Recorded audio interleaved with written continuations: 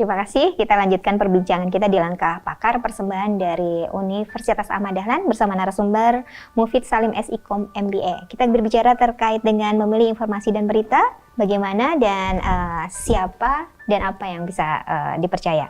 Tadi di segmen pertama kita berbicara terkait dengan bagaimana membangun opini. Bisa dibedakan nggak fakta dan opini? Karena biasanya kita selalu merasa bahwa opini kita tuh benar semua, begitu. Silakan.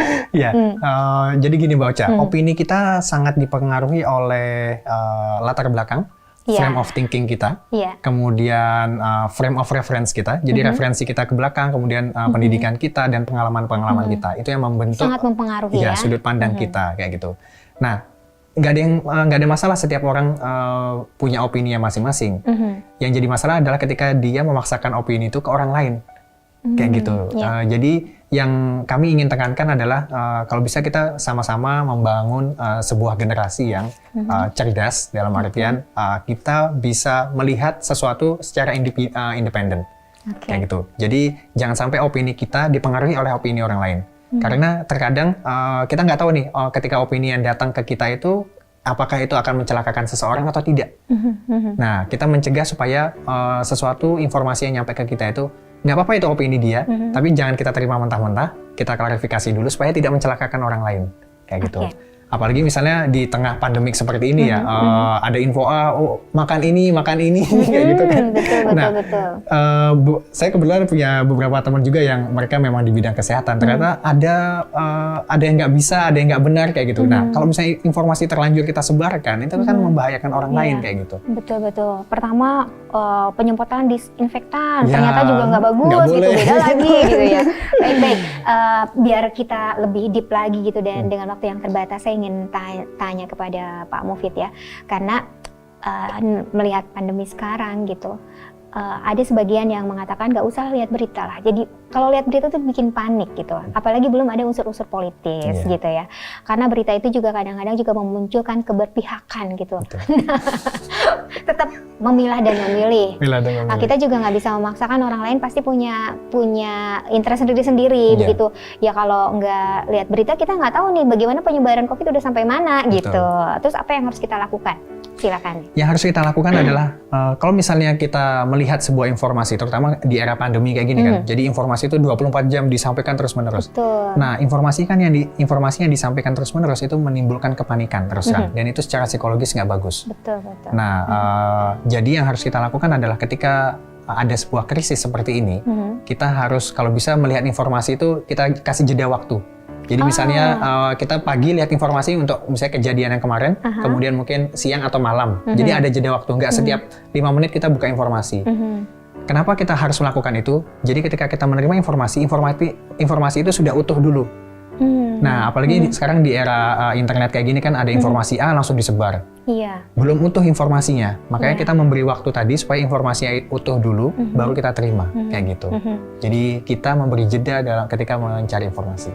Baik, ini sebagai orang komunikasi dan mungkin ada beberapa hal yang perlu kita ketahui gitu di balik layar itu seperti apa.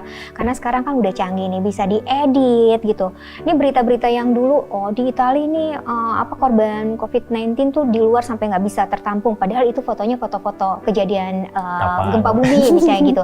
Nah, orang-orang kan langsung menyerap informasi secara jadi berlebihan, responsif, takut dan sebagainya. Belum apa-apa, di Italia udah kayak begini nih. Betul. Nah, ini kan artinya harus ada upaya penyadaran juga. Ini bisa tembus nggak sih sampai ke masyarakat bawah gitu, bahwa memilih dan memilah informasi juga harus pinter gitu untuk budaya literasinya sampai bawah. Ada nggak sih? Ya, jadi memang ada sebenarnya gerakan untuk membangun literasi di media kayak gitu kan. Ada gerakan-gerakan itu juga banyak dilakukan oleh teman-teman. Salah satunya misalnya di teman-teman komunikasi kita ada Japalidi kayak gitu kan. Jadi mereka mensosialisasikan tentang bagaimana supaya kita melek terhadap berita. Tapi upaya kita kalau bisa adalah bagaimana paling tidak kita menjaga orang-orang di lingkungan kita dulu aja. Lingkungan terkecil dulu lingkungan terkecil, keluarga, kemudian lingkungan rumah kayak gitu. Nah, kita yang punya akses terhadap informasi, itu kita menjadi gatekeeper bahasanya. Nah, jadi penjaga pintu gerbang. Jadi ketika informasi yang sampai ke kita, kita memposisikan diri sebagai penjaga pintu gerbang, kita cek dulu informasi ini layak nggak saya teruskan. Nah, untuk cross check itu apa yang langkah-langkah saya mendapatkan informasi nih. Kalau sudah jelas-jelas hoax, kalau saya sebarkan gitu ya, gitu udah langsung kelihatan nih maksa banget gitu ya. Nah, untuk cross check bahwa berita ini benar atau tidak gitu. Karena untuk ukuran pemerintah aja, misalnya data dari Kementerian Kesehatan ini sebenarnya tidak valid gitu. Kita jadi bingung siapa nih yang harus dipercaya gitu. Untuk tingkat pemerintahan aja sudah nggak bisa kita percayai. Gimana nih? Ya, jadi yang pertama adalah langkah pertama kita memastikan bahwa kalau bisa ketika kita menerima informasi sumbernya anonim. Kadang kan kalau misalnya di broadcast itu kan ada kita nggak tahu nih siapa tulisannya siapa kayak gitu. Betul. Informasinya dari mana sumbernya? Betul. Jadi kita harus pastikan bahwa ketika ada sumber anonim kita cek dulu. Karena sumber anonim ada dua tendensi. Yang pertama dia nggak dekat dengan sumber informasi utama, atau dia punya tendensi tertentu, kayak gitu. Jadi pastikan sumber yang kita terima itu dari sumber yang kredibel. Paling tidak dari media yang sudah kita percaya. Kan media yang sudah kita percaya track record-nya, itu kita bisa percaya kurang lebih ya. Walaupun jangan berikan 100% kepercayaan itu. Karena sakit nanti. Oh iya betul ya. Setengah aja ya, beri setengah aja ya. Kayak gitu. Tapi nih Pak Mufid ya, kalau misalnya kita lihat bahwa sekarang media-media mainstream aja sudah mulai terlihat ada keberpihakan misalnya. Bahkan kita akan lebih mempercayai pada jurnalisme warga yang benar-benar kayaknya mereka tidak ada tendensi untuk mengupdate berita gitu. Nah, ini juga menjadi satu dilema juga gitu. Gimana nih Pak Mas Mufid? Makanya yang harus kita lakukan langkahnya tadi mengkomparasikan. Mengkomparasikan. Kita juga nggak bisa sepenuhnya lepas dari media-media mainstream. Mereka punya sumber daya untuk mengakses berita itu. Tetap kita berikan porsi kepercayaan, cuman kita perlu komparasikan. Media satu ngomong begini, media yang lain ngomong gini. Ketika ada selisih, nah kita cek mana yang benar, kayak gitu. Jadi jangan hanya percaya pada satu sumber. Termasuk juga pada jurnalisme warga. Kita nggak tahu posisinya dia itu lagi di mana atau melihat sudut pandang yang mana. Apakah dia sudut pandang korban atau sudut pandang pelaku. Nah, kayak betul. Tidak menutup kacamata saya gitu. Kadang-kadang kita juga terbantu dengan informasi-informasi yang diberikan oleh warga gitu sih, yang bagian dari jurnalisme warga. Tapi apakah memang seperti sekarang ya, berita-berita tentang COVID-19, berita-berita yang muncul di media sosial kadang-kadang bahwa ini virus karena virusnya nggak kelihatan, ini sebenarnya benar-benar diciptakan sehingga ingin memunculkan peradaban baru misalnya. Nah, seperti ini kan juga kadang-kadang secara logika dipercaya juga gitu.